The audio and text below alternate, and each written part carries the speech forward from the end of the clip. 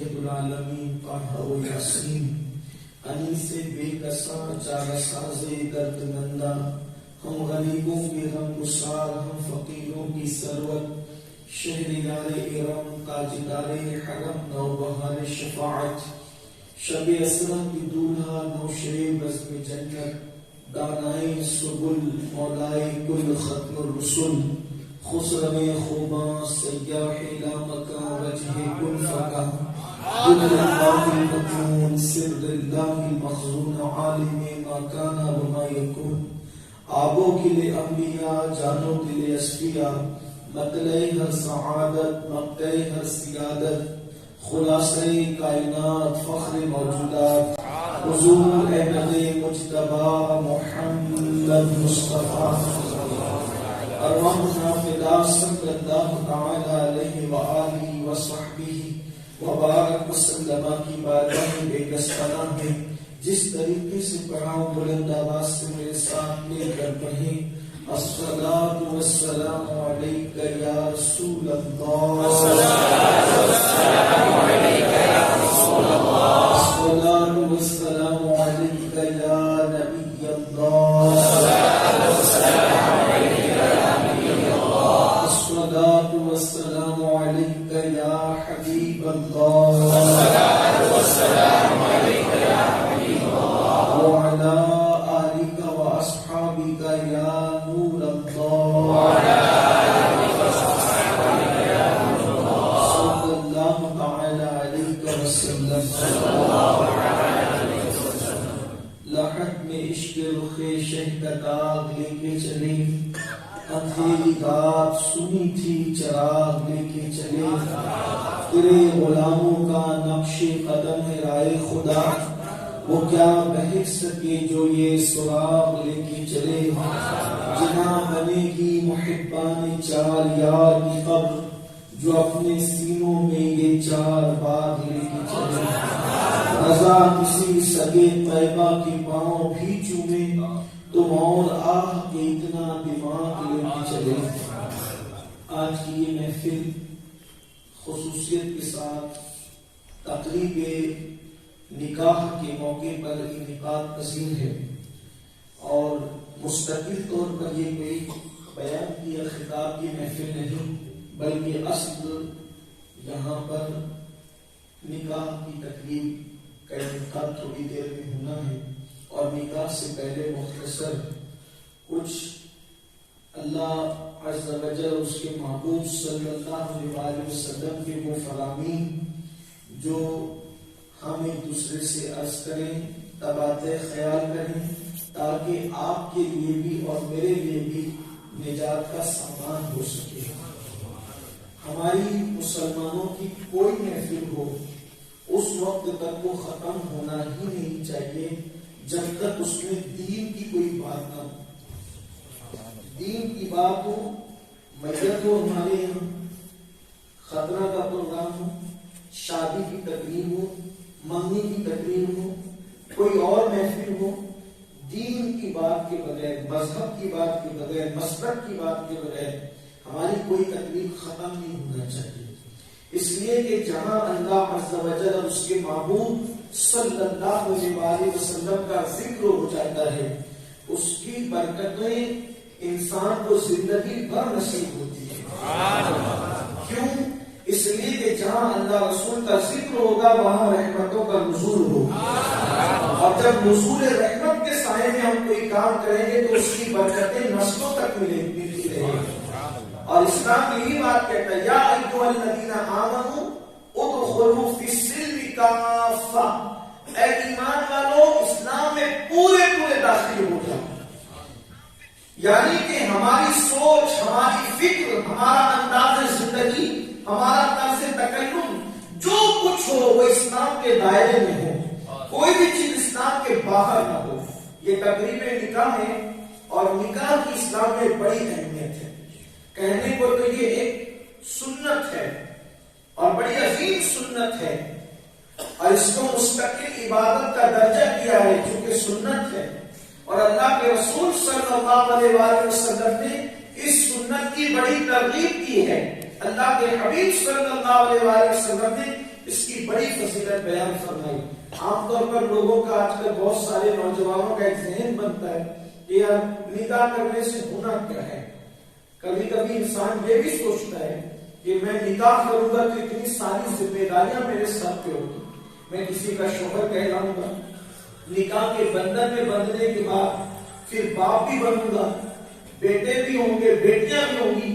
کچھ لوگ بہت دور کی سوچتے ہیں، اور پھر اس سے ہونا کیا ہے، ذمہ داری کے بوجھ تلے میں دبتا چلا جاؤں گا۔ لیکن فقی ابو الیث سمرقندی رحمۃ اللہ علیہ لکھتے ہیں کہ روایتوں میں آیا ہے کہ جو شخص نکاح کے بعد غسل کرتا ہے وظیفہ زوجیت کی ادائیگی کے بعد، تو اللہ تبارک و تعالی ہر قطرے کے بدلے جو پانی کا قطرہ ٹپکتا ہے، اللہ تبارک و تعالی اسے نیکی عطا فرماتا ہے۔ اور بلکہ غسل جنابت کرنے والا جب جنابت کا حلال طریقے سے غسل کرتا ہے تو جتنے اس کے غسل کے قطرے ہوتے ہیں ان قطروں کی تعداد کے برابر فرشتے پیدا کیے جاتے ہیں، اور وہ فرشتے قیامت تک جتنے نیک اعمال کریں گے ان سب کا ثواب اس کو ملتا ہے جس کے غسل جنابت کے قطروں کی تعداد کے برابر فرشتے پیدا کیے۔ ان غسل کے قطروں سے فرشتے نہیں بنتے، ان غسل کے قطروں کی تعداد کے برابر، اور پھر اس کے قطرے کی تعداد کے برابر نیکیاں نصیب ہوتی ہے۔ اور فرماتے ہیں فقیر کہ جب کوئی بندہ 2 رکعت نماز شادی سے پہلے پڑھتا ہے تو اس کو 2 ہی رکعت کا ثواب ملتا ہے، لیکن جب وہ نکاح کر لیتا ہے تو 2 رکعت پڑھتا ہے تو اللہ اسے 70 رکعتوں کا ثواب عطا فرماتا ہے۔ 2 رکعت پڑھنے والا سوچیے تو صحیح، صرف شادی کر لی، نکاح کر لیا ادائیگی سنت کے لیے تو اس کا اجر بڑھ جاتا ہے، اس کا ثواب بڑھ جاتا ہے۔ 2 پڑھ رہا ہے تو 70 کا ثواب مل رہا ہے۔ اسی لیے فرمایا نکاح میں جلدی کرو، نکاح میں تاخیر مت کرو۔ بہت سارے نوجوان لڑکے اور لڑکیاں ابھی ماں باپ کہتے ہیں شادی کر لو تو کہا ابھی بعد میں کریں گے، 5 سال بعد کریں گے، 7 سال بعد کریں گے، اس طریقے سے وہ زبردستی لمباتے رہتے ہیں۔ نکاح جلدی کرو، زندگی کا کوئی بھروسہ نہیں ہے۔ لوگ کہتے ہیں کہ نکاح کریں گے تو کھلائیں گے کہاں سے؟ یہ سوال صحابہ کے ذہن میں بھی آیا تھا کہ نکاح کریں گے تو کیا کریں گے؟ اللہ کے رسول علیہ السلام نے ترغیب دی، نکاح کرو، نکاح کرو۔ نکاح کرنے سے آدھا ایمان محفوظ ہو جاتا ہے، آدھے ایمان کے بارے میں اللہ سے ڈرتے رہو۔ بعض غریب صحابہ عرض کیا یا رسول اللہ صلی اللہ علیہ وسلم، ہم لوگ غریب ہیں، نکاح کریں گے تو کھلائیں گے کہاں سے، رکھیں گے کہاں؟ تو دریائے کرم جوش میں آیا، میرے آقا نے فرمایا نکاح کرو، اللہ تمہیں بالدار فرما دے گا، نکاح کرو اللہ تمہیں غنی کر دے گا۔ اور اس کی زبان سے نکل گیا، جس کے کہنے پہ اللہ کو ایک مانا، جس کے کہنے پہ قرآن کو اللہ کی کتاب مانی، جس کے کہنے پہ ہم نے رسولوں کو مانا، نہ ہم نے نبیوں کو دیکھا نہ رسولوں کو دیکھا، لیکن ان کے کہنے پہ مان لیا کہ اتنے رسول دنیا میں تشریف لائے، اتنے انبیاء دنیا میں تشریف لائے، یہ کتاب اللہ کی کتاب ہے، لانے والے جبریل امین تھے، بولو ہم نے کیا دیکھا؟ کچھ نہیں دیکھا، لیکن ان کے کہنے پہ مان لیا کہ یہ سب کچھ سچ ہے، حق ہے۔ تو پھر انہوں نے یہ بھی کہا کہ جو نکاح کرے گا اللہ اس کو مالا مال فرما دے گا۔ رسول اللہ کی زبان پہ یقین کرو، یقین کرنا ہمارا کام ہے، کرم کرنا اللہ کی کرم ہے۔ اور ہم نے دیکھا کہ جن لوگوں نے نکاح کیا اللہ نے ان کو مالدار کیا۔ نکاح سے پہلے کی زندگی دیکھو، نکاح کے بعد خوشحالی آتی ہے، لیکن شرط ایک ہی ہے کہ آدمی نکاح اس نیت سے کرے کہ وہ پاک دامن رہے۔ اگر نکاح کرنے کے بعد بھی بلی کی نیت چھچڑے میں ہو تو پھر غلط بات ہے، یہ تو پھر غربت آئے گا۔ اس لیے کہ اللہ کے رسول صلی اللہ علیہ وسلم فرماتے ہیں زنا 3 چیزیں لاتا ہے۔ زنا کتنی چیزیں لاتا ہے؟ 3 چیزیں۔ نمبر 1 چہرے پہ نحوست لاتا ہے، چہرے پہ میں نحوست آتی ہے. جو پاک دامن رہے ان کے چہرے اور جو بدکاری کرے ان کے چہرے. اب ہمارے پاس کوئی عدسہ اور کوئی آلہ تو ہے نہیں, کوئی تھرمامیٹر تو ہے نہیں کہ ناپتے اور تولتے پھریں, لیکن اتنا ضرور ہے کہ اللہ نے مومنوں کے چہرے پر ایک مخصوص نور رکھا ہے, اور وہ کسی کریم سے حاصل نہیں ہوتا, وہ کسی میک اپ سے حاصل نہیں ہوتا, وہ صرف پاک دامنی سے نصیب ہوتا. اور جو زنا کرتا ہے اللہ پہلے اس سے اس کے چہرے کے ایمان کا نور چھین لیتا ہے, اس کے چہرے پہ نحوست برستی, ہوائیاں اڑتی ہے, مگر یہ کہ وہ توبہ کرے. نمبر 2, زنا کرنے والے کی روزی تنگ کی جاتی ہے. اللہ اس کی روزی کو تنگ کر دیتا ہے, سمیٹ دیتا ہے, اس کو تنگی رزق کا شکار کر دیتا ہے. بہت سارے لوگ ہم سے شکایت کرتے ہیں روزی تنگ ہو گئی, تو ہم کہتے ہیں کہ زنا بڑھ گیا. لوگ کہتے ہیں کہ ہم تو زنا کرتے نہیں, ہم کہتے ہیں زنا کرتے نہیں لیکن لوگ زنا دیکھتے تو ہیں. اس لیے کہ زنا کرنا جتنا بڑا جرم ہے, زنا دیکھنا اس سے کم جرم نہیں ہے, وہ بھی تو حرام ہے. لیکن کتنی آنکھیں ہیں جو اس جرم سے محفوظ ہیں. اگر مسلمان اپنی آنکھوں پہ کنٹرول کر لے تو کبھی تنگی رزق کی شکایت نہ کرے. آپ ذرا ان بزرگوں کو دیکھیں جو درختوں کے نیچے رہ کر زندگی گزارتے تھے, لیکن کبھی وہ تنگی رزق کی شکایت کرتے نظر نہیں آئے, بلکہ انہوں نے جس کو دعا دے دی وہ مالا مال ہو گیا, انہوں نے جس کے سر پہ ہاتھ رکھ دیا وہ مالا مال ہو گیا, انہوں نے جس پہ نظر کر دی وہ مالا مال ہو گیا. مال کیا ہے, دولت کیا ہے, اس کی حیثیت کیا ہے, وہ اللہ والوں کے قدموں میں جسے دولت کہتے ہیں. لیکن یہ بدی جو ہے, بار بار زنا بھی کہنے اچھا نہیں لگتا, حیا آتی ہے. یہ بدکاری جو ہے انسان کی روزی کو تنگ کرتی ہے, چاہے کوئی بدی کرے چاہے کوئی بدی دیکھے. اسلام تو اتنی احتیاط کا حکم دیتا ہے. سید الطائفہ حضرت جنید بغدادی فرماتے ہیں ہو سکے تو عورتوں کے سوکھتے ہوئے کپڑوں کو دیکھنے سے بھی بچا کرو, کہ یہ تقوی کے خلاف ہے, یہ پرہیزگاری کے خلاف ہے. جو مذہب عورتوں کے سوکھتے ہوئے کپڑوں کو دیکھنے سے تقوی کے خلاف قرار دے, وہ مذہب عورتوں پر پاپ کی نظر ڈالنے کی اجازت کیسے دے سکتا؟ اس لیے فرمایا گیا کہ زنا بدی انسان کی روزی تنگ کرتی. پہلی نمبر پر چہرے سے نور اٹھتا ہے, نحوست آتی ہے. دوسرے نمبر پہ روزی تنگ ہوتی ہے, اور تیسرے نمبر پر زنا اور بدی کرنے والوں کی اللہ عمر کو کم کر دیتا ہے. اگر آپ اس کو دیکھنا چاہیں تو اس طرح دیکھ سکتے ہیں کہ پہلے لوگ 100 سال تک 90 سال تک تو جیتے تھے اسی امت میں. اب آپ دیکھیں کتنے لوگ, آپ اندازہ کریں کتنے % لوگ 90 سال تک جاتے ہیں. میں یہ نہیں کہتا کہ جو لوگ پہلے انتقال کرتے وہ سب زانی ہیں, ایسا نہیں ہے, لیکن آپ پرسنٹیج دیکھیں. گناہ سے عمر بھی کم ہوتی ہے, گناہ سے روزی بھی کم ہوتی ہے. آج سے آپ 100 سال پہلے چلے جائیں تو 80 کے اوپر بھی لوگ کثیر تعداد میں جاتے تھے. پھر اس سے نیچے آئے 50 سال میں تو لوگ 70 کے اوپر بھی کثیر تعداد میں جاتے تھے. اب آپ دیکھیں تو آپ یہ نہ سمجھیں کہ گناہ سے صرف جہنم ملتی ہے. لوگ یہ نہ سمجھیں کہ گناہ کرنے سے صرف اللہ کا عذاب آتا ہے, اور اللہ کے عذاب کی شکل صرف جہنم ہے, صرف قبر کا عذاب ہے. یہ بھول جائیے, وہ تو ہے ہی ہے. ٹھوکر لگنا بھی یہ اللہ کے عذابوں میں سے ایک عذاب ہے. چراغ کا بجھ جانا بھی اللہ کے عذابوں میں سے ایک عذاب ہے.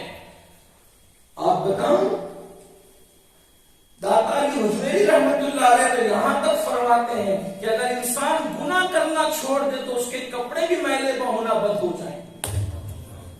انسان اگر گناہ کرنا چھوڑ دے تو بارش کا کیچڑ بھی اس کے جوتوں پہ اثر نہ کرے. انسان گناہ کرنا چھوڑ دے تو بارش کا کیچڑ بھی اس کے لباس پہ اثر نہ کرے. داتا صاحب خود فرماتے ہیں میں اپنے پیر و مرشد کے ساتھ ایک مرتبہ کچھ ساتھی اور پیر بھائیوں کے ساتھ جا رہا تھا. ہمارے پیر و مرشد آگے چل رہے تھے, ہم لوگ پیچھے چل رہے تھے. جب منزل پر پہنچے تو ہمارے پیر کیچڑ سے بھرے ہوئے تھے, جوتے کیچڑ سے بھرے ہوئے تھے اور ہمارے کپڑوں پر جب وہ کیچڑ لگا ہوا تھا, لیکن مرشد کے جسم پر کوئی کیچڑ کا اثر نہ تھا. ہم نے پوچھا اسی راستے سے چل کر ہم آئے ہیں جس راستے سے چل کر مرشد آپ آئے ہیں, لیکن کیچڑ کا اثر ہمارے جوتوں پر اور لباس پر ہے لیکن آپ کے جوتوں پر لباس پر نہیں. تو مرشد نے مسکرا کر کہا کہ علی حجویری, اگر انسان گناہ کرنا چھوڑ دیتا ہے تو اللہ اس کے جوتوں کو اور اس کے کپڑوں کو بھی میلے ہونے سے محفوظ فرمائے. آپ غور فرمائیں کیا چیز ہے گناہ کا چھوڑ دینا, کیا چیز ہے اور گناہ کا کرنا کیا چیز ہے. اس کا مطلب یہ ہے انسان اگر گناہ کرنا چھوڑ دے تو اللہ اس کے پسینے کی بدبو بھی اٹھا لیتا ہے. آپ صرف یہ تصور لے کر بیٹھے کہ چلو گناہ کرو, جو ہوگا قیامت میں دیکھا جائے گا. وہ قیامت میں تو جو ہوگا وہ ہوگا, یہی ہوگا. گناہوں کا حساب یہی ہوگا, گناہوں کا بھی عقاب یہی ہوگا, گناہوں کا بھی بدلہ یہی ہوگا. میرے آقا صلی اللہ علیہ وسلم فرماتے مومن کو ٹھوکر بھی نہیں لگتی مگر اس کے گناہ کی وجہ سے, مومن کو کانٹا بھی نہیں چبھتا مگر اس کے گناہ کی وجہ سے, مومن کا چراغ بھی نہیں بجھتا مگر اس کے گناہ کی وجہ سے. اگر ہمارے ہاتھ میں پھانس سمجھتے ہیں, پھانس اگر لگتی ہے تو بھی گناہ, یعنی اگر ہم گناہ کرنا چھوڑ دیں تو کبھی ہمیں پھانس بھی نہ چبھے. گناہ وہ چیز ہے. تو بات دور نکلی, عرض کر رہا تھا کہ اللہ کے رسول علیہ السلام نے فرمایا نکاح کرو مالدار ہو جاؤ گے, اور ایسا ہی ہوا. جنہوں نے نکاح کیا وہ مالدار ہوئے. ایک صحابی تھے حضرت عبداللہ, وہ حبشی النسل تھے اور حضور علیہ السلام کی عادت کریمہ تھی کہ آپ نوجوانوں کو ترغیب دیتے تھے نکاح کرو, نکاح کرو, نکاح کرو. حضرت عبداللہ سے سرکار نے فرمایا عبداللہ نکاح نہیں کرتا تو نکاح کر. انہوں نے عرض کیا حضور میں حبشی ہوں اور مدینے کے لوگ بڑے خوبصورت ہیں اور مالدار ہے, اعلیٰ نسب ہے, مجھے کون بیٹی دے گا اس مدینے. پھر تھوڑی دیر گزری, فرمایا تو نکاح نہیں کرتا. انہوں نے پھر ایسے کوئی جواب دیا, تیسری بار فرمایا تو نکاح نہیں کرتا. ان کی آنکھ میں آنسو آ گئے, ان کی آنکھ, اور مجھے کون یہاں بیٹی دے گا. کہتے ہیں بہت اچھا شعر استاد زمان نے کہا تھا, وہ مکمل یاد نہیں آتا لیکن اس کا مفہوم یہ ہے کہ سنا ہے آپ کرم کرتے ہیں بگڑے حال والوں پر, بگڑ کر میری حالت نے میری بگڑی بنا دی ہے. ایسے سرے بالی میں رحمت کی ادا لائی ہے, حال بگڑا ہے تو بیمار کی بن آئی ہے. جب کوئی روتا ہے تو ان کو برداشت نہیں ہوتا, وہ سب دیکھ سکتے ہیں مگر کسی کی آنکھ میں آنسو نہیں دیکھ سکتے. ان کا حوصلہ اتنا ہے کہ وہ جبریل کو تھکا دے سفر میں اور جبریل پیچھے تھک کے رہ جائے اور وہ آگے نکل جائے. ان کا حوصلہ اتنا ہے کہ کیف کے پر جہاں جل جائے اس سے آگے وہ تشریف لے جائے. ان کا حوصلہ اتنا ہے کہ اللہ اکبر جہاں کسی کا گمان نہ جائے وہ وہاں تک تشریف لے جائے. لیکن ایسے کریم ہے کہ کسی کی آنکھ کا آنسو نہ دیکھ سکے. اتنی کریمی, ایسی ناز برداری, ایسی بندہ پروری کہ کسی کی آنکھ میں آنسو نہ دیکھ سکے, اور جب کسی کی آنکھ میں آنسو آ جائے تو دریائے کرم جوش پر آ جائے. تو عبداللہ سے کہا کہ تو یہ کہتا ہے کہ تجھے کوئی بیٹی نہیں دے گا, وہ جا اور جا کر کے وہ فلاں گھرانے میں انصار میں بڑی خوبصورت بیٹی وہاں پروان چڑھ رہی ہے, ان سے جا کر کے کہنا کہ میں نے ان کی بیٹی کا رشتہ تیرے ساتھ طے کر دیا. حالانکہ یہ ہم کسی کو نہیں حاصل سوائے مصطفیٰ جان رہے ہیں. اگر بیٹی بالغ ہو جائے تو باپ کو بھی یہ حق حاصل نہیں کہ وہ اس کی اجازت کے بغیر نکاح کرے، لیکن یہ صرف مصطفیٰ جان رحمت کا حضور نے ہمیں جاؤ اور جا کر کے اس سے کہنا کہ میں نے اس کی بیٹی کا رشتہ تیرے ساتھ طے کر دیا ہے، وہ نکاح کی تیاری کر، کیا کہتا ہے پوچھ کر. یہ گئے دروازے پہ دستک، جب دروازے پہ دستک ہوئی تو دروازہ کھلا، وہ صحابی نکلے، کہا کیا بات ہے؟ تو کہا کہ حضور نے مجھے بھیجا ہے سلام لے کر، بہت خوش. کہا کیوں بھیجا؟ کہا کہ حضور نے میرا رشتہ آپ کی بچی کے ساتھ طے کر دیا ہے اور آقا فرماتے ہیں آپ کی مرضی کیا بتائیں. انہوں نے کہا کہ مجھے آپ اجازت دیں کہ میں اپنی بیوی سے مشورہ کروں.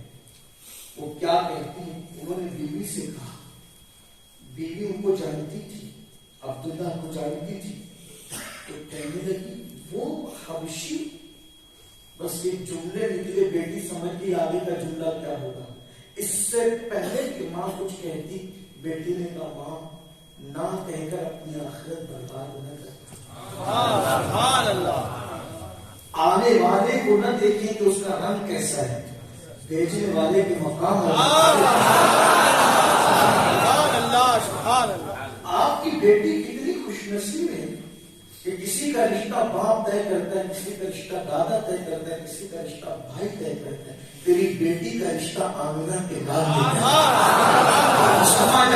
دیتے ہیں. بیٹی وہ غریب ہے، اس کا کوئی مکان نہیں تھا، میں سارے کڑوے گھٹ پی لوں گی، بس مصطفیٰ کریم راضی ہو جائے. مجھے تو اس پیارے کی رضا چاہیے اور کچھ نہیں چاہیے. آپ جائیں، والد سے کہا آپ جائیں اور کہیں کہ ہمیں رشتہ منظور ہے، باقی سب چھوڑ دیں. میں نے اس کے ساتھ میں لینا وہ جہاں رکھیں گے، میں نے ہر کڑوا گھٹ پی رہے وہ جو بھی پلائیں گے، میں ہر غم سہ لوں گی، لیکن بس محبوب خدا کی رضا چاہتی ہوں. حضور کی بارگاہ میں پہنچے، حضور ہمیں رشتہ منظور ہے، نکاح ہو گیا. نکاح ہونے کے بعد اللہ نے عبداللہ کو اتنا مال عطا کیا. حدیث پاک میں آتا ہے کہ مدینے کی عورتیں آپس میں باتیں کرتی تھی کہ سب سے زیادہ پورے مدینے میں کس کی بیوی خرچہ کرتی ہے، تو لوگ کہتے تھے عبداللہ کی بیوی خرچہ. یعنی یہ ہوا ہے کہ جس نے نکاح کیا حضور کے کہنے پر، حضور کی بات مان کر، اللہ نے ایسے غریب کو کہ جس کو کوئی بیٹی دینے والا نہیں تھا، پھر اللہ نے اس کو اتنی دولت سے نوازا کہ پورے مدینے منورہ میں سب سے زیادہ اگر کسی کی بیوی خرچہ کر رہی ہے تو وہ عبداللہ کی بیوی خرچہ کر رہی ہے. یعنی اللہ نے ان کو اتنا نواز دیا تھا. میرے پیارے آقا صلی اللہ علیہ وسلم کے پیارے دیوانوں، یہ جو ذہن و دماغ کے اندر خبط ہے آج کل کے نوجوان لڑکوں کا، لڑکیوں کا، کہ معاذ اللہ شادی کریں گے تو کیا کھلائیں گے، کہاں رکھیں گے. میں یہ بھی نہیں کہتا کہ کوئی انتظام نہ ہو تب کر لو، ایسا بھی نہیں کہتا، لیکن اتنا ضرور کہتا ہوں کہ اللہ کے حبیب صلی اللہ علیہ وآلہ وسلم نے شادی کرنے کے حوالے سے ابھارا کہ جلدی شادی کرو. حضرت سیدنا معروف کرخی، بڑا نام ولایت کی دنیا، کتنے بڑے بزرگ ہیں، کتنے بڑے بزرگ ہیں. حضرت غوث پاک شیخ عبد القادر جیلانی فرماتے ہیں کہ مجھے سب سے زیادہ اگر کسی کے مزار سے فیض ملا ہے تو سیدنا معروف کرخی کا مزار ہے. یہ حضرت معروف کرخی وہ بزرگ ہیں کہ جن کے مزار پہ جا کر غوث پاک چلا کرتے تھے، جن کے مزار پہ جا کر امام غزالی چلا کرتے تھے. حضرت معروف کرخی نے شادی نہیں کی، امام علی رضا کے مرید بھی تھے، امام علی رضا کے خلیفہ بھی تھے اور امام علی رضا کے شاگرد بھی تھے. بچپنے سے ان کے پاس رہتے تھے، ان کے پاس پوری زندگی گزاری تھی. شادی نہیں کی تھی. آپ کے وصال کے بعد کسی نے آپ کو خواب میں دیکھا تو پوچھا حضرت اللہ نے آپ کے ساتھ کیا معاملہ فرمایا؟ تو حضرت معروف کرخی فرماتے ہیں بیٹا دنیا سے رخصت ہونے کے بعد کسی چیز پہ مجھے افسوس نہیں ہوا، کیونکہ میرے اللہ نے جو حکم دیا تھا میں نے سب پر عمل کیا، میرے رسول نے جو حکم دیا تھا میں نے سب پر عمل کیا، میرے پیر نے جو حکم دیا تھا میں نے سب پہ عمل کیا، اسی لیے مجھے کسی چیز کا افسوس نہیں ہوا دنیا سے رخصت ہونے کے بعد. لیکن اگر افسوس ہوا تو ایک چیز کا ہوا، کائیں بھی افسوس ہوا کہ میں نے شادی نہیں کی. شادی نہیں کی، اس پر آپ کو کیوں افسوس ہوا؟ فرمایا جب میں نے جنت میں درجات دیکھے، روزے داروں کے درجات، حاجیوں کے درجات، صدقہ دینے والوں کے درجات، تو ویسی میں نے نکاح کرنے والوں کے درجات بھی دیکھے۔ تو نکاح کرنے والوں کا جو درجہ دیکھا تو مجھے رشک آیا کہ کاش میں بھی دنیا میں نکاح کرتا تو اللہ یہ درجہ مجھے بھی عطا فرمائے۔ آپ غور فرمائیں، نکاح کوئی معمولی چیز نہیں ہے۔ بزرگان دین میں سے ایسی ہستیاں، معروف کرخی جیسی ہستی کہہ رہے کہ مجھے افسوس اس بات پر ہوا کہ میں نے دنیا میں نکاح کیوں نہیں کیا، کاش کہ میں نکاح کرتا تو وہ درجات جو صرف نکاح کرنے والوں کے لیے جنت میں خاص ہیں، ان درجات کو بھی مجھے عطا کر دیا جاتا۔ یہ کون کہہ رہے؟ معروف کرخی، حضرت معروف کرخی۔ اور یہ معروف کرخی کیسے لوگ ہیں؟ اللہ اکبر، جس کا نام لینے سے اللہ مصیبتیں دور فرما دے، جس کا نام لینے سے اللہ تکلیفیں دور فرما دے، یہ معروف کرخی وہ بزرگ ہیں۔ لیکن آپ نکاح کی اہمیت کو سمجھیں، مگر ایک چیز یہ بھی تو ہے کہ ہم نکلتے ہیں ایک سنت پر عمل کرنے کے لیے، اور ہمارے پاس ہزاروں بدعات کا ایک انبار ہے جس میں ہم ڈوبے ہوئے ہیں اور ڈوب رہے ہیں اور ڈوب جاتے ہیں۔ مثال کے طور پہ نکاح کیا، نکاح کرنے کے بعد، نکاح سے پہلے جیسے گھر سے رات سے 2-3 بجے غائب رہتے تھے، نکاح کرنے کے بعد بھی یہی حال۔ آج کل تو 80% جوان ایسے ہیں، اگر وہ 11 بجے 10 بجے گھر میں پہنچ بھی جائیں، یا تو وہ سیریل دیکھ رہے ہیں، یا تو وہ فیس بک پر بیٹھے ہوئے ہیں، یا تو وہ یوٹیوب پر بیٹھے ہوئے ہیں، یا تو واٹس ایپ پر ہی لگے ہوئے ہیں۔ آپ سے میں پوچھنا چاہتا ہوں، گھر جانے کا مقصد کیا ہے؟ جیسے مسجد میں آنے کا ایک مقصد ہوتا ہے، آفس میں جانے کا ایک مقصد ہوتا ہے، آپ اگر ٹیچر ہے اسکول جانے کا کوئی مقصد ہوتا ہے، آپ طالب علم اگر کالج جانے کا کوئی مقصد ہوتا ہے، گھر آنے کا بھی تو کوئی مقصد ہوتا ہے۔ گھر کا کیا مقصد ہے؟ آپ گھر آئے تو اپنا ٹائم گھر والوں کو دیں۔ اللہ کے رسول صلی اللہ علیہ وآلہ وسلم نے اپنے جو اوقات تھے اس کے 3 حصے کر رکھے تھے، ایک لوگوں کے لیے، ایک گھر والوں کے لیے، اور اپنی ذات کے لیے، اور ایک اللہ کی عبادت کے لیے۔ 3 حصے تھے، ایک گھر والوں کے اور اپنے لیے، ایک لوگوں کے لیے، اور ایک اللہ کی عبادت کے لیے۔ حضور کا وقت تقسیم تھا، اور ہماری زندگی کا کوئی سسٹم ہی نہیں ہے۔ جب تک چاہیں گے جگتے رہیں گے، جب تک چاہیں گے سوتے رہیں گے، جب تک چاہیں گے کھاتے رہیں گے، جب تک چاہیں گے گھومتے رہیں گے، کوئی سسٹم نہیں۔ اسلام جیسا سسٹم والا مذہب، جو اسلام کا کلمہ پڑھتے ہیں، وہ کون سب سے زیادہ بے ترتیبی اور بغیر قانون کے زندگی گزارتے ہیں۔ کسی مذہب میں اتنا پاورفل سسٹم نہیں ہے جو اسلام کے اندر موجود ہے۔ آپ دیکھیں، اگر کوئی 8 ذی الحجہ کو عرفہ میں گیا، عرفات کے میدان میں، وہ حاجی نہیں ہوگا، چاہے کتنا بڑا عالم ہو، کتنا بڑا مفتی ہو، کتنا بڑا شیخ ہو، کتنا بڑا مسجد کا متولی ہو۔ 8 کو جائے گا تو اس کا حج نہیں ہوگا، 10 کو جائے گا تو بھی نہیں ہوگا، پہلے گیا تو بھی نہیں، بعد کو گیا تو بھی نہیں۔ کہا بیمار تھا، وہ کوئی مطلب نہیں، بیمار جو تو سسٹم فالو کرنا پڑے گا اگر حاجی بننا ہے۔ 10 کو گیا، کسی مجبوری سے کہا حج نہیں ہوا، کیوں؟ 9 کو ہی جانا ہے۔ بادشاہ کے لیے بھی اجازت نہیں کہ وہ ایک دن پہلے جائے یا ایک دن بعد جائے، کسی کے لیے کوئی رعایت نہیں۔ وہی ٹائم جو اسلام نے مقرر کیا، بس نہ اس سے آگے نہ اس سے پیچھے۔ آپ بیمار تھے، کوئی بات نہیں، گھر نہیں تھے، بیمار ہے آپ پر حج فرض بھی نہیں ہے، اس لیے کہ قرآن کہتا ہے من استطاع الیہ سبیلا، استطاعت والوں پہ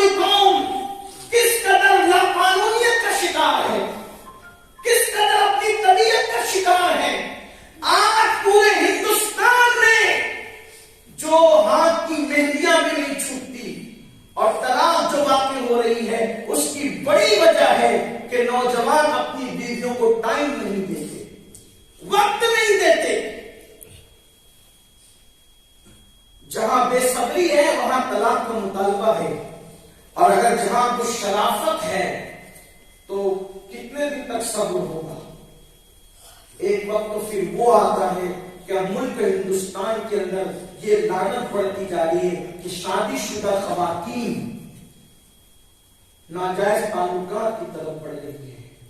اس کی بڑی وجہ، حالانکہ ہر عورت ایسی نہیں ہوتی، میں یہ بات کہتا ہوں، ہر خاتون کو کوئی شک کی نظر سے نہیں دیکھ سکتا، لیکن یہ صورت حال پیدا ہو رہی ہے.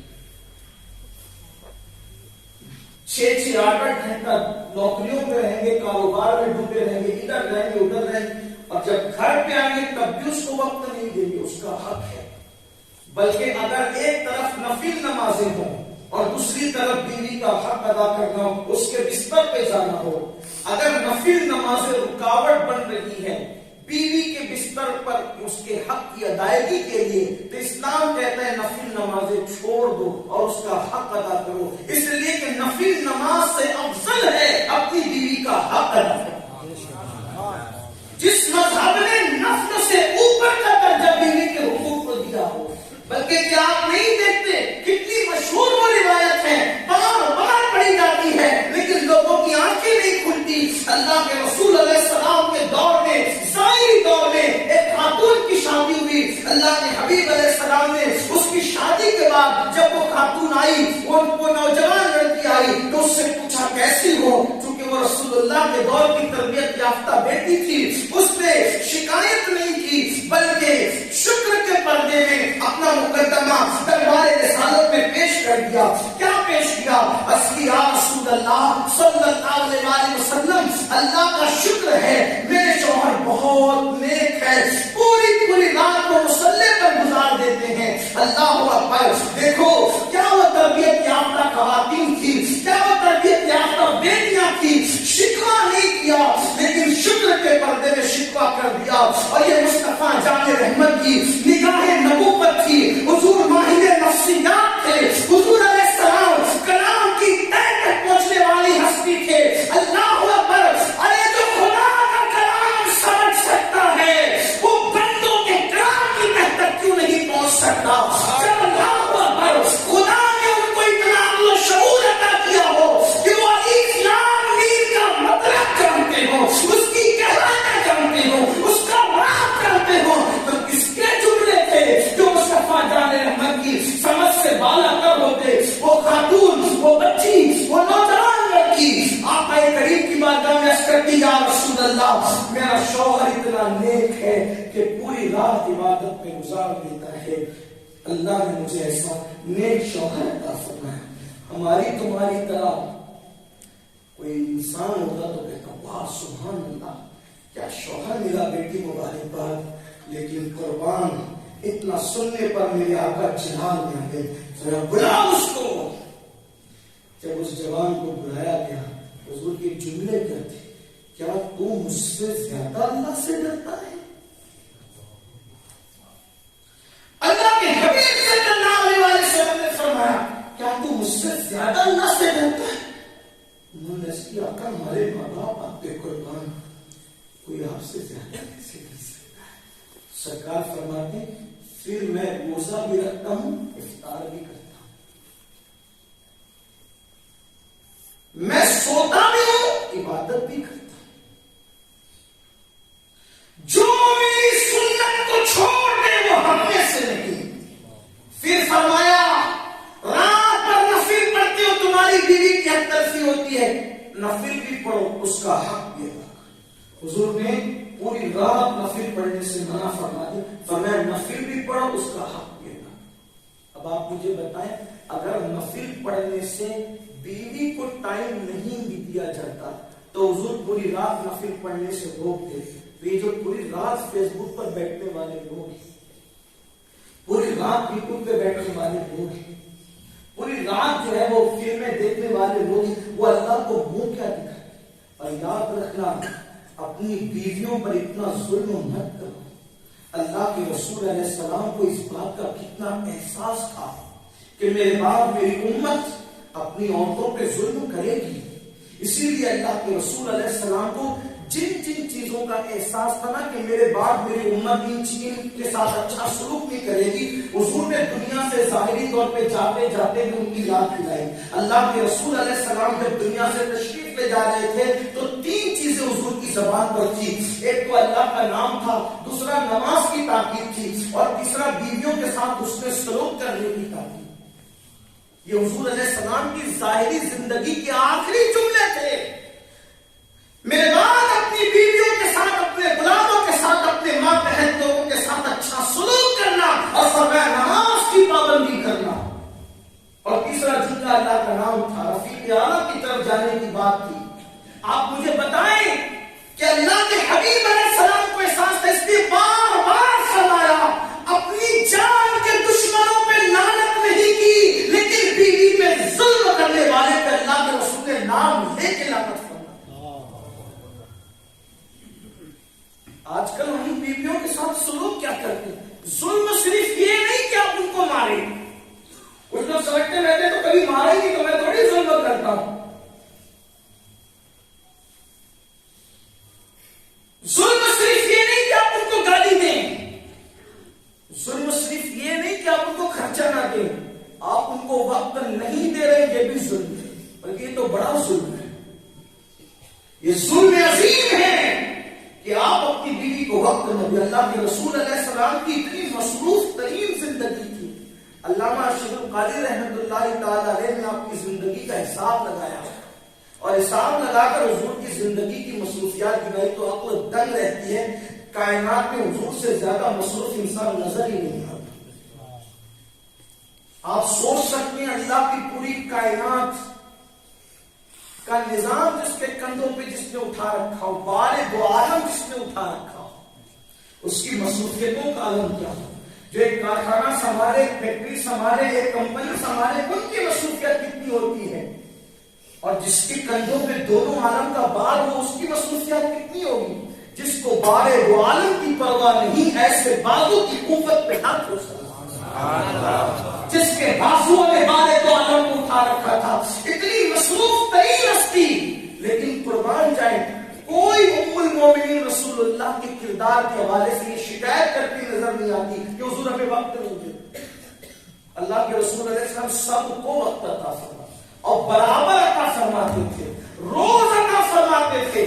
وہ تو باریوں کے دن تھے جن کے گھروں میں رات گزارنے کی وہ تو باری تھی, لیکن ملاقات اللہ کے رسول سب کو روزانہ عطا فرماتے. یہ بھی تو سنت ہے, صرف مسواک سنت نہیں ہے, صرف کھانے سے پہلے نمک چکنا سنت نہیں ہے, بلکہ اپنی عورتوں کے حقوق کی ادائیگی بھی سنت ہے. اللہ فرماتے ہیں عورت کی عزت صرف شریف انسان کرتا ہے, اور جو عورت کی عزت نہیں کرتا اسلام میں اس کو کمینہ کہا جاتا ہے. ایک شخص اللہ کے رسول علیہ السلام کی بارگاہ میں حاضر ہوئے اور عرض کیا کہ یا رسول اللہ صلی اللہ علیہ وسلم, میری زبان کچھ تلخ ہے اور میں اپنے گھر والوں کو اپنی زبان سے اذیت پہنچاتا ہوں, یعنی اپنی بیوی کو تکلیف دیتا ہوں, زبان سے تکلیف دیتا ہوں. اب ایسے ہی نہ کہ سالن میں نمک زیادہ ہو جائے تو گالیاں دی جاتی ہیں, تانے دی جاتی. میں کہتا ہوں چلے سالن میں نمک زیادہ کر دو, کیا ہونا کیا ہے, اس سے ہونا نہیں. کچھ لوگ بیوی کو بیوی بنا کر کے نہیں لاتے, بلکہ بیوی کو نوکرانی بنا کر کے لانا چاہتے.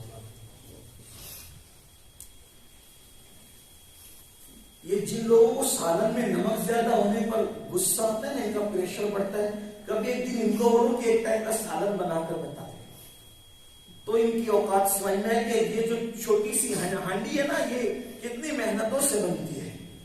ہاں ابھی تو بہت آسان ہو گیا, تو کبھی بہت مشکل تھا.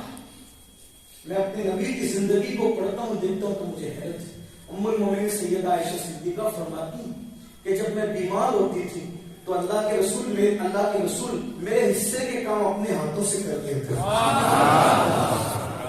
میرے حصے کے کام اپنے ہاتھوں سے کر لیا کرتے تھے.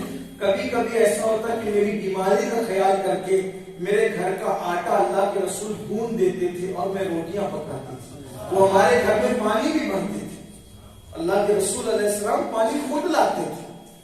ام المومنین سیدہ عائشہ فرماتی ہیں کہ وہ میرے حصے کا کام فرق کر لیا کرتے تھے. آپ مجھ سے میں پوچھنا چاہتا ہوں کہ جب ہم اللہ کے رسول کو اللہ کے بعد سب سے بڑی ہستی مانتے ہیں. 12 خدا بزرگ کوئی قصہ مختصر. جب اتنی بڑی ہستی ام المومنین یا امہات المومنین کی بیماری پر جب ان کے کام اپنے ہاتھوں سے کر دیا کرتے تھے ازراہ کرم، تو کیا یہ سنت ہمیں نظر نہیں آتی؟ کبھی ہم نے اس سنت کو نہیں دیکھا. سالن میں نمک زیادہ ہونے میں اذیت دیتے ہیں. اچھا تیرا باپ ایسا، غلطی اس نے کی ہے، گالیاں باپ کو دی جاتی. غلطی اس نے کی ہے، گالیاں ماں کو دی جاتی. غلطی اس نے کی ہے، اس کے خاندان کی برائی کی جا رہی ہے. زندگی میں محبت کیسے پیدا ہوگی؟ زندگی کے اندر پیار کیسے پیدا ہوگا؟ کچھ لوگ کہتے ہیں طلاق دے دیا. کیوں طلاق دیا؟ وہ نااہل تھی، ناہنجار تھی. ہم نے کہا اس سے بڑا نااہل کیوں تھا؟ اس لیے کہ اہل کا کام ہے نااہل کو نبھانا. اہل کا کام ہے نااہل کو نبھانا. اور پھر عورت تو سب کی عورتیں ہیں، بیویاں تو سب کی بیویاں ہیں. ایک مرتبہ ابراہیم خلیل اللہ نے حضرت سارا کی اللہ کی بارگاہ میں شکایت کی، مولا سارا. اور پھر جو کچھ کہا، ان کو جو کہنا تھا انہوں نے کہا. میں نہیں کہتا، اس لیے کہ جناب سارا ام الانبیاء ہے. میں کیا کہوں، میرا مسلک تو پورا ادب ہی ہے. لیکن حضرت سارا کی شکایت کی حضرت خلیل اللہ میں، تو اللہ نے فرمایا ابراہیم میں نے عورت کو تیری پسلی سے پیدا کیا ہے، اس کو سیدھا کرنے کی کوشش مت کرنا. اللہ کے رسول علیہ السلام نے بھی یہ فرمایا، عورتیں تیری پسلی سے پیدا کی گئی ہے، اس کو سیدھا کرنے کی کوشش نہیں کرنا. سیدھا کرنے جاؤ گے تو توڑ ہو گیا، توڑنا طلاق دینا. آپ عورتوں کو سیدھا کرنے کب جائیں گے اور کہاں تک کامیاب ہو پائیں گے؟ ان سے تو نبھا کرنا ہے دانشمندی کے ساتھ. انہیں گالیاں نہیں دی جاتی. ایک شخص نے اللہ کے رسول سے اس کی توجہ کرنا، دھیان دینا، بہت اہم حدیث. یہ تو حضور کی ساری حدیثیں ہیں لیکن اس کو دل کے کانوں سے سننا. تو گالیاں دیتے ہیں، اذیت پہنچاتے ہیں، پورے خاندان کو گالیاں دیتے ہیں. باپ کو دیا، ماں کو دیا، خاندان کو دیا. پھر بیوی کے سامنے باپ کی برائی کی. حالانکہ ہمارے بزرگوں نے فرمایا اگر ازدواجی زندگی میں پیار چاہتے ہیں تو بیوی کے سامنے کبھی اس کے ماں باپ کی برائی نہ کرنا. بلکہ میں تو آپ کو مشورہ دیتا ہوں زندگی میں کبھی کسی کی برائی نہیں. رابعہ بصری کے مسلک پر آ جاؤ. اس معاملے میں کسی نے رابعہ سے پوچھا، رابعہ تو بہت عبادت کرتی ہے اور شیطان تجھے بہت چھیڑتا ہوگا، ستاتا ہوگا، تکلیف پہنچاتا. رابعہ نے ہنس کے کہا، مجھے یار کی یاری سے فرصت نہیں ملتی، دشمن کی طرف توجہ کرنے کا وقت کہاں سے؟ تو جو اپنے ہو ان کی محبت وصول کرنے میں اتنے مصروف ہو جاؤ کہ دشمنوں کے، مخالفین کے اور دوسروں کے گورکھ دھندے کی طرف نظر کرنے کا وقت ہی نہ ملے. ارے پیار دینے والے دنیا میں اتنے ہیں کہ وصول کرتے کرتے زندگی ختم ہو جائے گی لیکن پیار ختم نہیں ہوگا. لوگ آج کہتے ہیں نفرت کرنے والے بہت ہیں. میں نے کہا نا، نفرت کرنے والے کا ہے، محبت کرنے والے زیادہ ہیں. میری آنکھ سے تو دیکھ، اللہ اکبر. ارے لیلا دیکھنی ہے تو مجنو کی آنکھ سے دیکھنے کا مزہ ہے. اگر اللہ اکبر دنیا کو دیکھنا ہے پیار کی نظر سے دیکھ، تجھے سب محبت کرنے والے نظر آئیں گے. آپ کہتے ہیں نفرت کرنے والے، میں کہتا ہوں یہ بتا جب تو پیدا ہوا تھا تو گود میں پیار سے لینے والا، محبت کرنے والا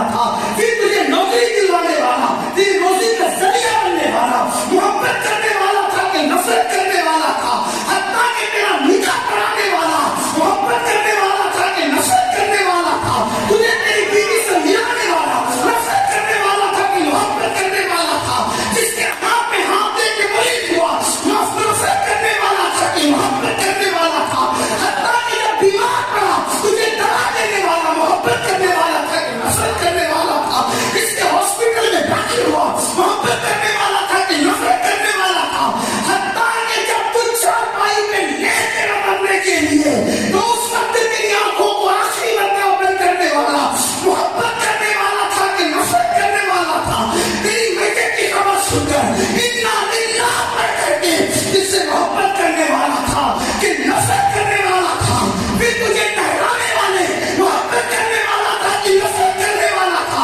حتیٰ کہ جب تو چل کر کے اپنی آخری منزل پر نہ جا سکا تو تجھے کندھوں پہ اٹھا کے لے جانے والے محبت کرنے والا تھا کہ نفرت کرنے والا تھا، حتیٰ کہ تیرا چراغ بڑھانے کے لیے اپنی دکانیں اور کاروبار بند کر کے حرام کو کس کے کھڑے ہونے والے محبت کرنے والا تھا کہ نفرت کرنے والا تھا، بسم اللہ وعلی ملت رسول اللہ پڑھ کر تجھے قبر میں لٹانے والا محبت کرنے والا تھا کہ نفرت کرنے والا تھا، لوگ کہتے ہیں محبت ختم ہو گئی، ہم کہتے ہیں پیدا ہونے سے لے کے مرنے تک سب کو محبت آ گئی ہے، لیکن لیلا کو دیکھ رہے تو مجنوں کی نظر سے محبت آج بھی زندہ ہے۔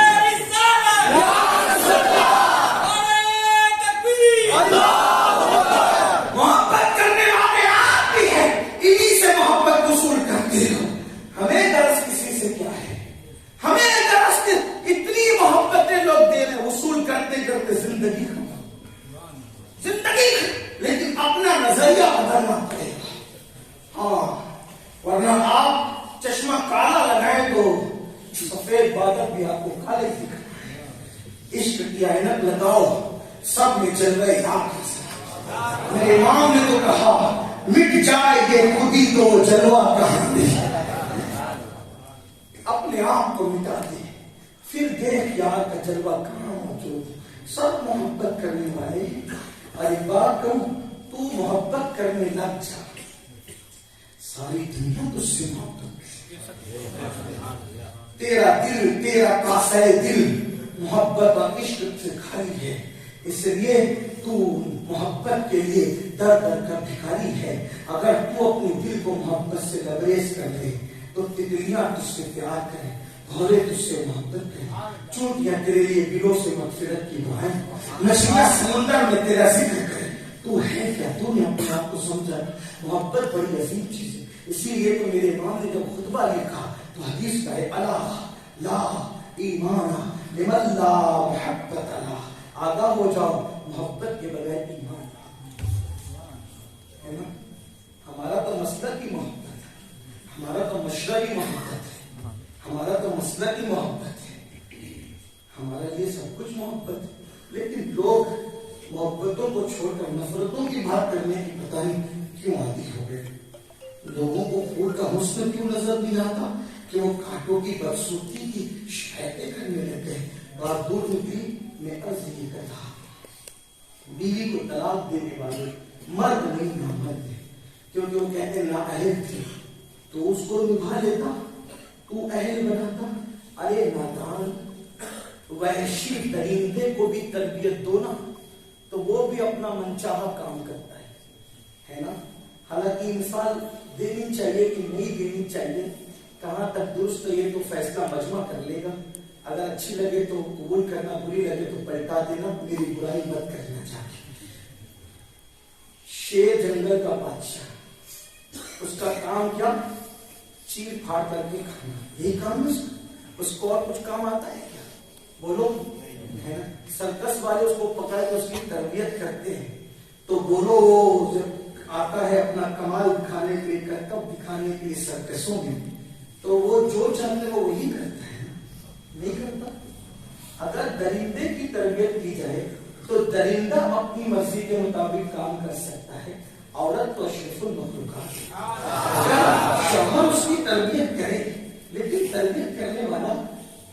تربیت کرنے والے میں اتنا ضبط چاہیے، صبر چاہیے، اتنا پیمانہ چاہیے.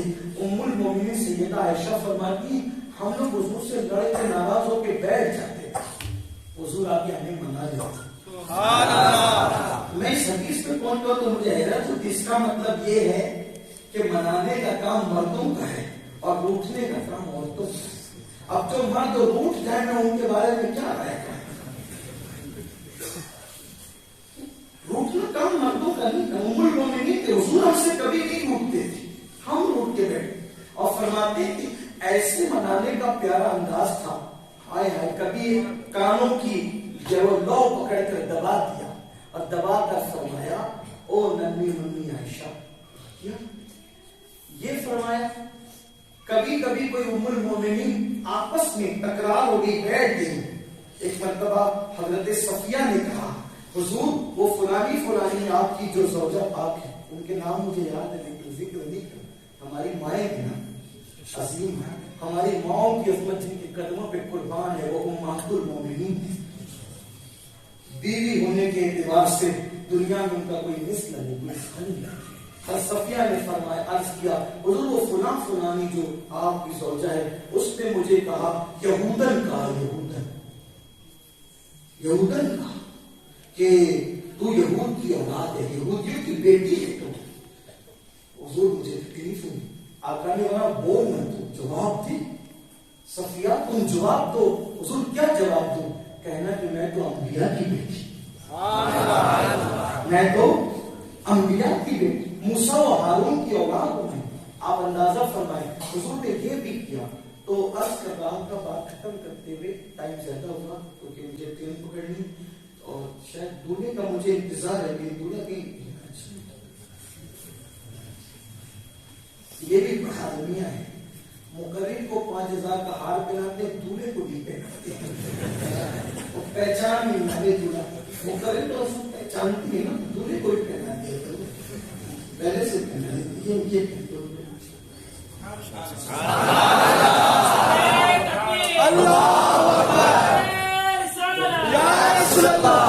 مجھے میرے بھائی حافظ عبدالرحیم صاحب نے فرمایا تھا 11 بجے تقریر ختم کرنا، لیکن 11:05 میں سوچتا کہ عبداللہ آتا ہے.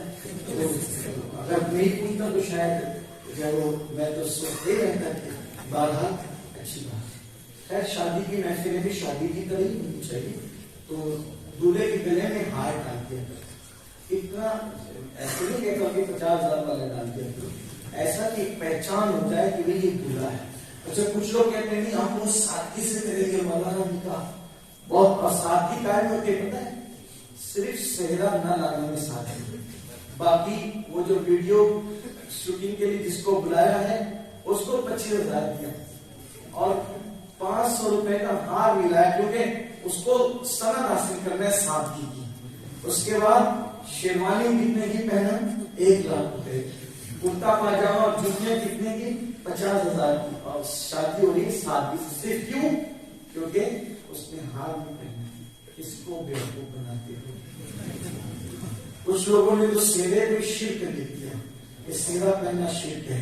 ہم نے کہا کہ اگر یہ بھی شرک ہے تو پھر عجیب سی بات ہے. ہمارے علماء موجود ہیں. شرک کی تعریف یہ ہے جو آسان زبان میں عوام کے لیے جو چیز اللہ کے لیے خاص ہو، جو چیز اللہ کے لیے اس میں کسی کو شریک کر دینے کا نام ہے شرک.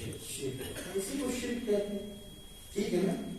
اور واضح کریں تو اللہ کے ذات و صفات میں کسی کو شریک کرنے کا نام ہے شرک. تو اب یہ کہتے ہیں کہ صحرا پہننا شرک ہے، تو اس کا مطلب کیا نکلتا ہے کہ معاذ اللہ کا صحرا پہننا اللہ کے لیے خاص ہے کہ اللہ پہنے گا معاذ اللہ؟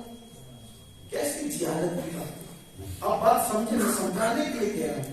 جس کا جسم نہیں، جو جسم جسمانیات سے پاک ہے، جو صحرا پہننے سے پاک ہے، اس کے لیے کہتے ہیں کہ جب وہ صحرا پہننا شروع ہے.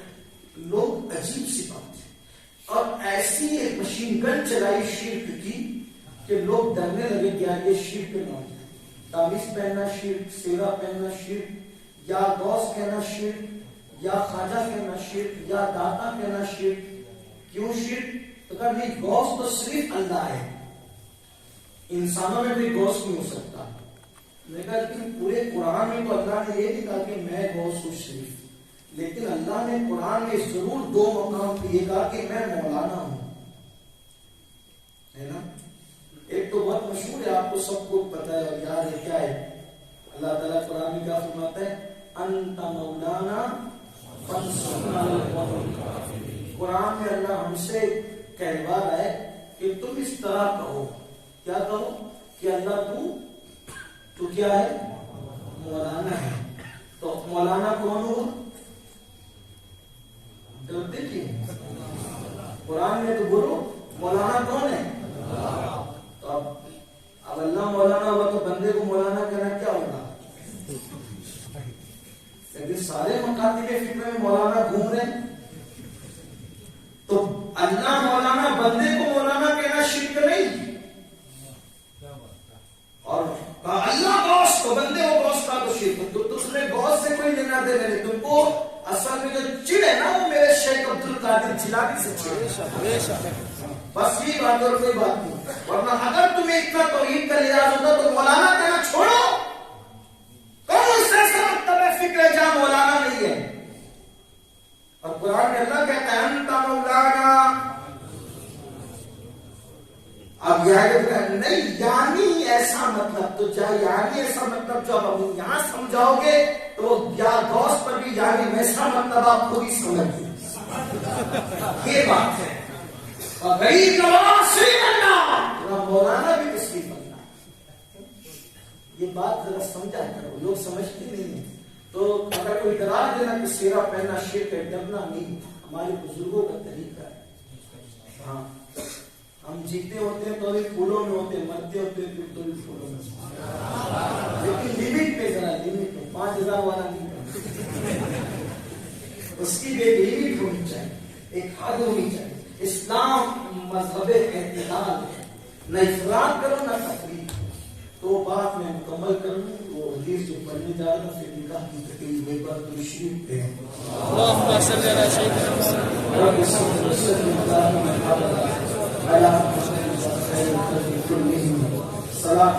محمد ایک صحابہ عرض کرتے ہیں یا رسول اللہ صلی اللہ علیہ وسلم. یہ حدیث کو دل کی تعلق سے آقا میں اپنی بیوی کو اپنے گھر والوں کو اپنی زبان سے اذیت دیتا ہوں، تکلیف پہنچاتا. آقا ارشاد فرماتے ہیں عورت کی عزت صرف شریف انسان کرتا ہے، کمینہ عورت کی عزت نہیں کرتا. اور میرے اللہ نے مجھ سے فرمایا، توجہ کرنا، میرے اللہ نے مجھ سے فرمایا کوئی رات بھر نفل پڑھنے والا ہوں، دل کو روزہ رکھنے والا ہوں، کثرت تلاوت کرنے والا ہوں، کثرت ذکر کرنے والا ہوں، اگر وہ اپنے گھر والوں کے ساتھ اچھا سلوک نہیں کرتا اللہ قیامت کے دن اس کی کسی نیکی کو قبول نہیں فرمائے. اس لیے بیوی کو کنیز بنا کر نہیں رکھنا، بیوی کو غلام بنا کر نہیں رکھنا، بلکہ بیوی کو گھر کی ملکہ بنا کے رکھنا. یہ سوچنا آج اس کا کوئی ہو نہ ہو، اس کے بارے میں کوئی پوچھنے والا ہو نہ ہو، اس کے بارے میں کوئی سوال کرنے والا ہو نہ ہو، مگر یاد ضرور رکھنا قیامت کے دن ایک دن اللہ کی عدالت ہے اور وہاں تمہاری رات رات بھر کی نمازیں، دن دن بھر کے روزے، تمہاری کثرت تلاوت، کثرت ذکر اللہ اسی بنیاد پہ رد کر دے گا کہ تم نے دنیا میں اپنی بیوی کو اپنی زبان سے تکلیف پہنچائی تھی.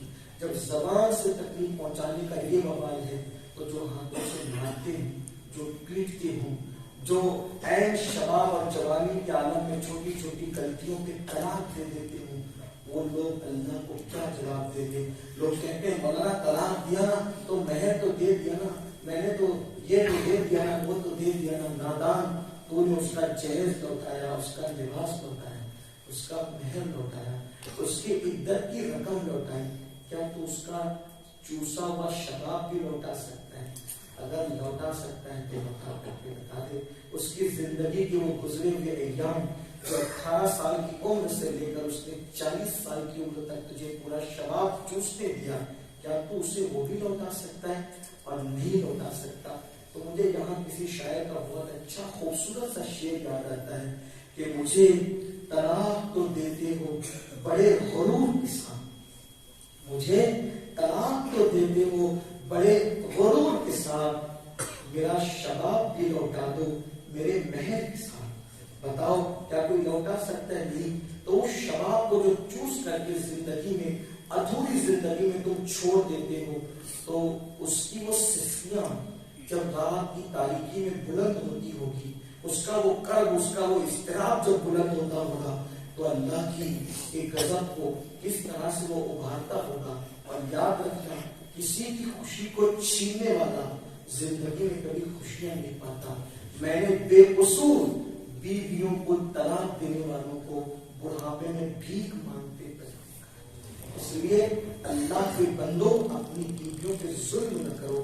نکاح رکھنے کے لیے کرو, نکاح سنبھالنے کے لیے کرو, نکاح ساتھ نبھانے کے لیے کرو, نکاح پیار دینے کے لیے کرو, نکاح محبت دینے کے لیے کرو, نکاح چھوڑ دینے کے لیے مت کرو. یہ دغا ہے.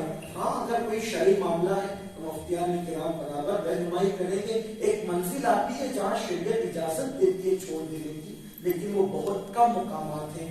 اللہ تعالیٰ میری قوم کو شعور عطا فرمائے, عقل عطا فرمائے اور کہنے سننے سے زیادہ عمل کی توفیق عطا فرمائے. گفتگو کے درمیان اگر کوئی غلطی تو اللہ معاف فرمائے. استغفر اللہ ربی من کل ذنب واتوب الیہ وما علینا الا البلاغ. السلام علیکم.